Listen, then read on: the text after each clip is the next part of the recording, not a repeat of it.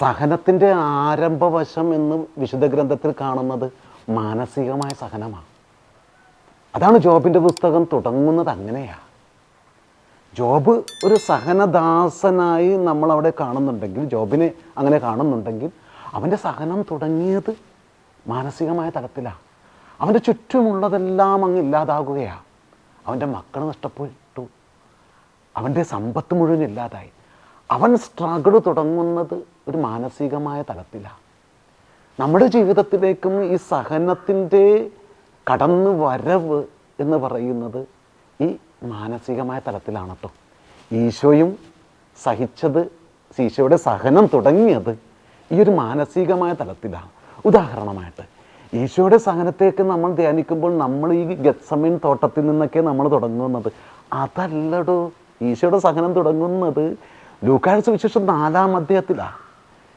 അവൻ തൻ്റെ വളർത്ത് നഗരത്തിലേക്ക് ചെല്ലുന്നു. നസറത്തിൽ ചെന്ന് കഴിയുമ്പോൾ അവിടെയുള്ളവർ അവനെ അംഗീകരിക്കാതെയും അവനെ തള്ളി വധിക്കാനുമൊക്കെ ശ്രമിക്കുമ്പോൾ അവൻ അനുഭവപ്പെട്ട ഒരു ഒറ്റപ്പെടലുണ്ട്. ആ ഒറ്റപ്പെടൽ ഒരു മാനസികമായ ഒരു സംഘർഷമാണ്. മത്തായിയുടെ സുവിശേഷം 11-ാം അധ്യായത്തിൽ ഇവൻ കഫർനാമിലും ബെത്സദയിലും കൊറാസിനുമൊക്കെ പ്രവർത്തിച്ച അത്ഭുതങ്ങൾ ഓർത്ത് അവനിങ്ങനെ സങ്കടപ്പെടുന്നുണ്ട്. അവൻ്റെ സങ്കടം എന്താ? ഇത്രയും ചെയ്തിട്ട് ഇവരെന്തേ ഒന്നും മാനസാന്തരപ്പെടാത്തത്? എന്തേ ഇവരിലൊരു മാറ്റം വരാത്തത്? അവരുടെ അവഗണനയോർത്ത് അവൻ നൊമ്പരപ്പെടുന്നുണ്ട് എന്നതാണ്. യോഹന്നാൻ്റെ സുവിശേഷം 6-ാം അധ്യായത്തിൽ അപ്പം വർദ്ധിപ്പിച്ചതിന് ശേഷമേ ഈശോ ഒരു ചോദ്യം ചോദിക്കുന്നുണ്ട്. ശിഷ്യന്മാരെല്ലാവരും ഇങ്ങനെ വിട്ടു പോവുകയാണ്. അപ്പോഴാണ് ഈശോ ചോദിക്കുന്നത്, നിങ്ങൾക്കും പോകണമോ? അപ്പോൾ പത്രോസ് പറയുന്നുണ്ട്, കർത്താവ് ഞങ്ങൾ എവിടെ പോകും?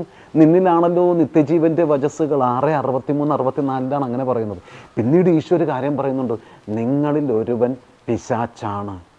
യൂദാസിനെ കുറിച്ചാണ് പറയുന്നത്. ഈശോയുടെ സഹനം തുടങ്ങുന്നത് ആ നിമിഷങ്ങളാണ്. എന്താണെന്നറിയുമോ? കൂടെയുള്ളവൻ ചതിക്കും, കൂടെയുള്ളവൻ നിസ്സംഗനാണ് എന്ന ഒരു അവബോധമൊക്കെ നമ്മൾ വരുമ്പോൾ അതൊരു ആന്തരികമായൊരു സഹനമാണ്. നമ്മുടെ കുടുംബങ്ങളിലും നമ്മുടെ മക്കൾ നമ്മുടെ പ്രതീക്ഷയ്ക്കൊത്ത് വളരുന്നില്ല. നമ്മളെ ആരെങ്കിലും അവഗണിക്കുമ്പോൾ നമ്മളുടെ ചിന്തകളെ അത് തീർത്തും ഒരു ബാലിശം എന്ന രീതിയിൽ മാറ്റി നിർത്തുമ്പോഴൊക്കെ നമ്മൾ സഹിക്കും. ഈശോയുടെ സഹനം തുടങ്ങിയത് ഇതുപോലെ മാനസികമായ തലത്തിലാണ് കേട്ടോ.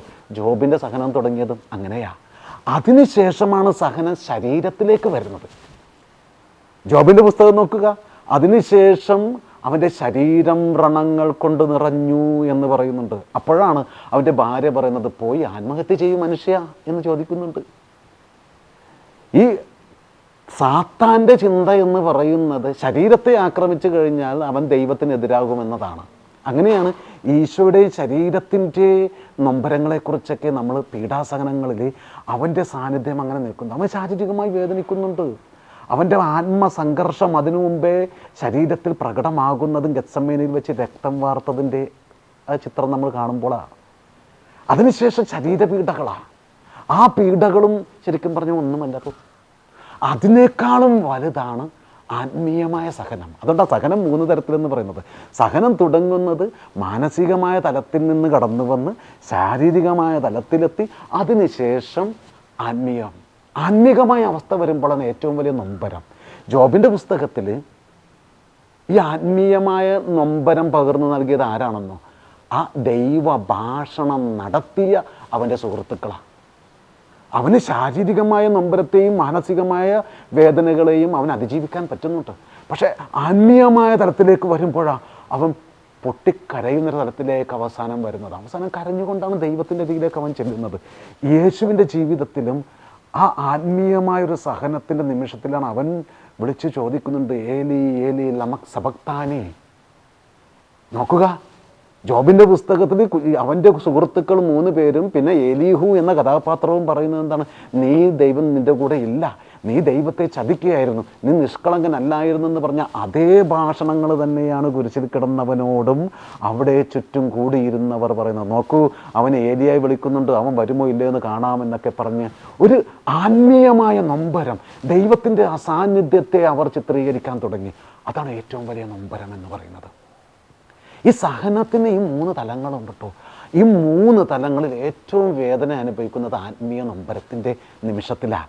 കൊച്ചു ത്രേസ്യ പുണ്യാളത്തിയുടെ നവമാലിക 10-ാം അധ്യായം വായിക്കണം കേട്ടോ. ഈ 10-ാം അധ്യായത്തിൽ കൊച്ചു ത്രേസ്യ പുണ്യാളത്തിയുടെ ഈ ആത്മീയ സഹനത്തെ കാണിക്കുന്നുണ്ട്. അവിടെയാണ് അവൾ വൈറ്റ് ഡാർക്ക്നെസ് എന്ന സങ്കല്പം കൊണ്ടുവരുന്നത്. I see a fog in front of me എന്നൊക്കെ അവൾ പറയുന്നുണ്ട്. എല്ലാം ഒരു വെള്ളമയമായിട്ടാണ് കാണുന്നത്. ഞാനൊരു നിരീശ്വരവാദിയായിക്കൊണ്ടിരിക്കുക, എനിക്കൊന്നും കാണാൻ സാധിക്കില്ല, ദൈവം പോലും ഉണ്ടോ എന്നവൾ സംശയിക്കുന്നുണ്ട്. എന്നിട്ടും അവൾ പറയുന്നുണ്ട്, it is the confidence, I have A confidence in the love of God എന്ന് പറയുന്നുണ്ട്. ദൈവസ്നേഹത്തിൽ എനിക്ക് അത്രയ്ക്കും ആത്മവിശ്വാസമുണ്ട്. സെലാ കോൺഫിയൻസ് എന്ന് പറയും. സഹനങ്ങളെക്കുറിച്ച് ധ്യാനിക്കുമ്പോൾ നമ്മുടെ ശാരീരികവും മാനസികവും ആത്മീയമായ സഹനങ്ങളുടെ ചിന്തകളുടെ ആ അനുഭവങ്ങളിലൂടെ കടന്നു പോകുമ്പോഴും ഓർക്കുക, ഇതൊന്നും കാണാതെ അവൻ ഏതോ ഒരു തീർത്ഥയാത്രയ്ക്ക് പോയിരിക്കുകയാണെന്ന് വിചാരിക്കരുത് കേട്ടോ. അവൻ കൂടെയുണ്ട്. അവൻ നമ്മുടെ കണ്ണ് പൊത്തിപ്പിടിച്ചിരിക്കുക.